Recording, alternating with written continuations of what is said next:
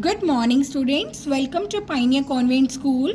In this video, we are going to start a new chapter.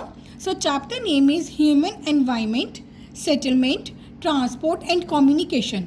First of all, we will discuss the meaning of human environment. It is the environment which is created by human for his convenience, and settlement, transport, communication are the pillars of this chapter, and these three are interrelated with each other. First of all, we would discuss the meaning of these three. First is settlement. Places where people build their homes are called settlements. यानी कि वो places जहाँ पर लोग अपना घर बनाते हैं उन प्लेसेस को कहा जाता है settlements. For example towns, cities, states and countries where people build their homes to live in. And the second one is transport.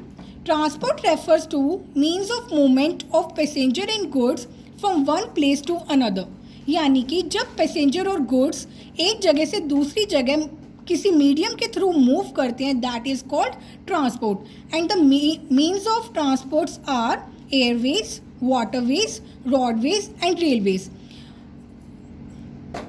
And we will discuss about these means of transport in detail in our next video. In this video, we will discuss about only settlement. Now, what is communication? Exchange of ideas, thoughts, views and messages from one person to another. यानी कि जब कोई एक person अपने ideas, thoughts और views और messages को दूसरे पर्सन के साथ एक्सचेंज करता है, उसे कहा जाता है communication. Let's take an example here. Like students, मैं आपके साथ कैसे कम्युनिकेट कर रही हूँ? इस वीडियो के थ्रू मैं अपने आइडियाज़ आपके साथ शेयर कर रही हूँ और आप उस आइडियाज़ को समझ रहे हो. That is what? That is communication. And the means of communication are television, newspaper, mobile etcetera. Now we will discuss about the settlement.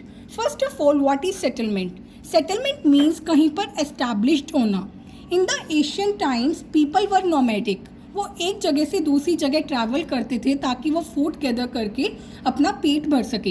And जैसे जैसे उनका डेवलपमेंट होने लगा, उन्होंने क्रॉप्स ग्रो करना स्टार्ट किया. क्रॉप्स ग्रो करने के लिए they settled in the river valleys. वो रिवर वैलीज़ के आजू बाजू उसके आसपास सेटल हो गए. और क्यों हुए? Due to availability of water, क्योंकि उनको वहाँ पर वाटर ईजिली अवेलेबल हो जाता था. एंड फर्टाइल लैंड, और वहाँ की जो लैंड फर्टिलिटी थी that was very good. And वो वाटर अपने एनिमल्स के लिए भी यूज़ कर लिया करते थे.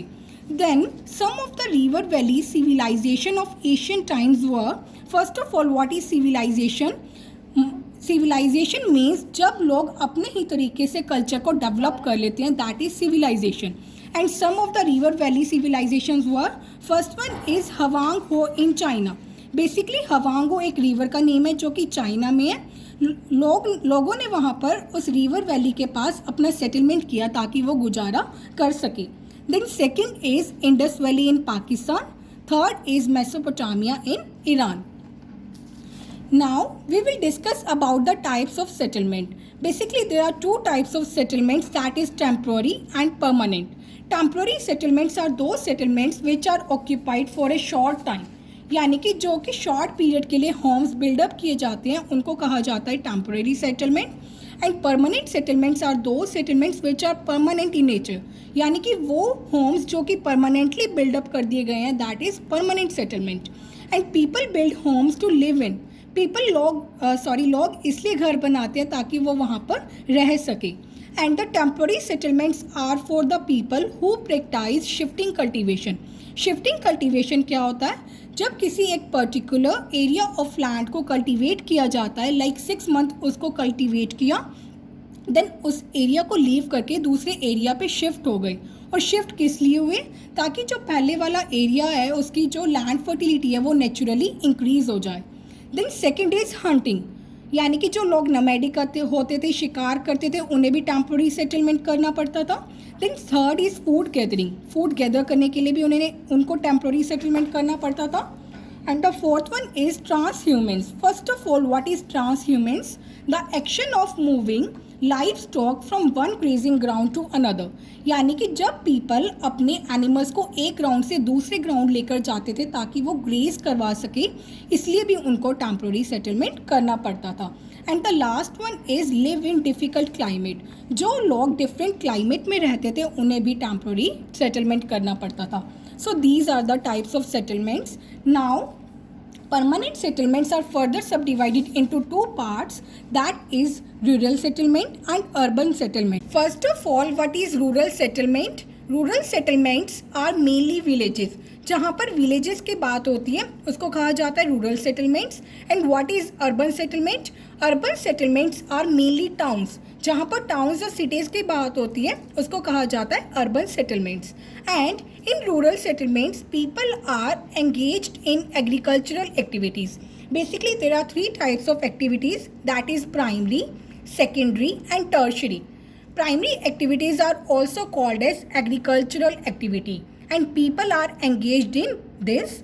And instead of agriculture activities, they are engaged in mining. What is mining? जब वो खुदाई कर minerals और metals को इकट्ठे करते थे, that is called mining.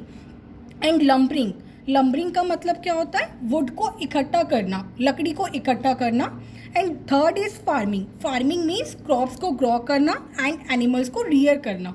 And the last one is fishing, यानी फिशेस को कलेक्ट करना.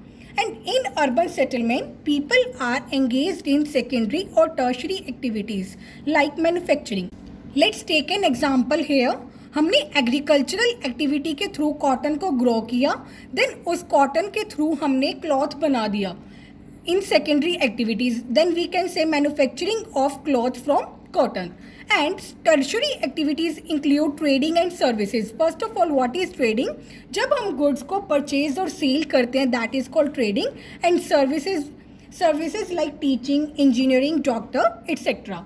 सो this is about rural and urban settlement. Rural settlements are less complex as compared to urban. Complex का मतलब होता है वो चेंजिंग टेक्नोलॉजीज़ को easily accept नहीं करती, और अर्बन सेटलमेंट्स में मोर कॉम्प्लेक्स यानी कि वो चेंजिंग टेक्नोलॉजीज़ को ईजिली एक्सेप्ट कर लेते हैं.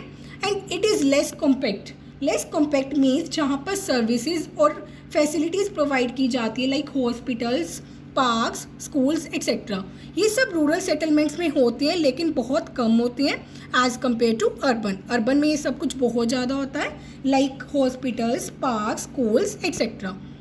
And urban areas are depend on size and population. Now rural settlements are further subdivided into two parts, that is compact settlement and scattered settlements. Compact settlements क्या होता है? Houses are built close to one another in limited space, यानी कि जब किसी limited space में houses बिल्कुल पास एक दूसरे के क्लोज बनते हैं, that is called compact settlements. And scattered settlements कौन सा होता है? Houses are isolated, scattered over extensive area. Isolated का मतलब होता है far away from each other and scattered का मतलब होता है एक्सपेंडेड. एक्सटेंसिव का मतलब होता है वाइड एरिया में. यहाँ पर हमने देखा लिमिटेड स्पेस में हाउसेज बिल्कुल क्लोज बने हुए थे, और स्कैटर्ड सेटलमेंट में क्या होता है? हाउसेज एक दूसरे से दूर होते हैं, एक्सपेंडेड फॉर्म में होते हैं और वाइड एरिया में बने हुए होते हैं. And compact settlements are found in fertile plains and scattered settlements are found in the hilly regions due to harsh terrain. Harsh terrain का मतलब होता है हार्श क्लाइमेट कंडीशंस होती है जहाँ पर, and thick forest and regions of extreme climate. Regions of extreme climate में वो सफ़र करते हैं लाइक कोल्ड क्लाइमेट्स को, हाई टेम्परेचर को and large amount of rain. अगर हम एग्जांपल की बात करें, that is Ganga plain in India and Himachal Pradesh and Uttarakhand. As we can see here, this is compact settlement and this is scattered settlement. We can see here houses are built close to one another in limited space, and in this houses are isolated, scattered over extensive area, and these are found in the hilly regions. Now we will discuss about types of houses in rural settlements. Basically rural settlements are different from the urban settlements. ऐसा क्यों होता है? Rural settlements जो होते हैं वो agriculture activities में engage होते हैं, और जो अर्बन सेटलमेंट्स होते हैं वो सेकेंडरी और टर्शरी एक्टिविटीज़ में एंगेज होते हैं. Now we will discuss about types of houses. First one is places where rainwater tends to collect in the rainy season. Houses are built either on stilts or a raised platform. यानी कि यहाँ पर rainy season की बात हो रही है। जब वहाँ के लोगों को लगता है कि उनको रेन वाटर कलेक्ट करना है तो वो हाउसेज कैसे बिल्डअप करते हैं, या फिर तो स्टिल्ट्स फॉर्म में या फिर रेस्ड प्लेटफॉर्म में। As we can see here, ये हाउसेज रेनी सीजन के अकॉर्डिंग ही बिल्डअप किए गए हैं। जब उन्हें लगता है कि रेनी वाटर कलेक्ट करना है तो वो स्टिल्ट्स फॉर्म में बना लेते हैं। This is called stilts form. And we can see here raised platform, यानी कि जब वो धरती से ऊपर अपने घर को बना लेते हैं ताकि वो रेन वाटर को कलेक्ट कर सके।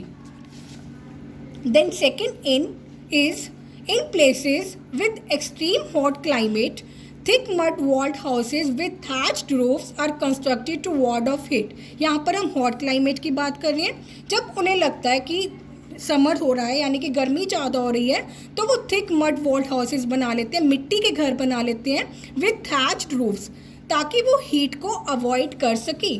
We can see here these are the thick mud walled house with thatched roofs, ताकि वो हीट को अवॉइड कर सके। And in this houses local materials like straw, mud, clay and stones are used because it is more economical and convenient. Now we will discuss about the towns. We have discussed the type of houses in rural settlements. The types of towns, first one is administrative towns. What is administrative towns? It includes towns or cities where kings or rulers establish their capitals and carry out the administration of the country. यानी कि administrative towns में वो towns और cities आते हैं जहाँ पर king और रूलर्स अपनी कैपिटल्स को एस्टैब्लिश करते हैं, फिर उसी कैपिटल से पूरी कंट्री की एडमिनिस्ट्रेशन को कैरी आउट किया जाता है। Like capital cities like Delhi, यहाँ पर हम एग्जांपल ले सकते हैं प्राइम मिनिस्टर नरेंद्र मोदी, जो कि सारी एडमिनिस्ट्रेशन का कैरी आउट करते हैं दिल्ली से। Second is defence town. Defence town का मतलब होता है जब किसी सिटी किसी टाउन को डिफेंस यानी कि प्रोटेक्ट करना। And Jodhpur is famous as defence town. And the third one is mining town. What is mining town? A mining town is a town which has grown up to make homes mainly for miners. Miners कौन होते हैं? जो mining करते हैं, खुदाई करके metals और minerals को इकट्ठा करते हैं। And Dhanbad is famous for mining town. Fishing town, fourth one is fishing town. Fishing town क्या होता है? जहाँ से फिशेज कलेक्ट की जाती है। And Kochi is famous for that. Fifth one is port town. Port town is that town जहाँ से एक्सपोर्ट और इम्पोर्ट किया जाता है with the help of ship. And Kandla is famous for port town. And the last one is cultural towns. Cultural towns includes mainly arts, music, crafts and education, and Varanasi is famous for that. So this is done for today. Read this chapter from your book. If you have any problem then you can call me between 6 to 7 p.m. Have a nice day.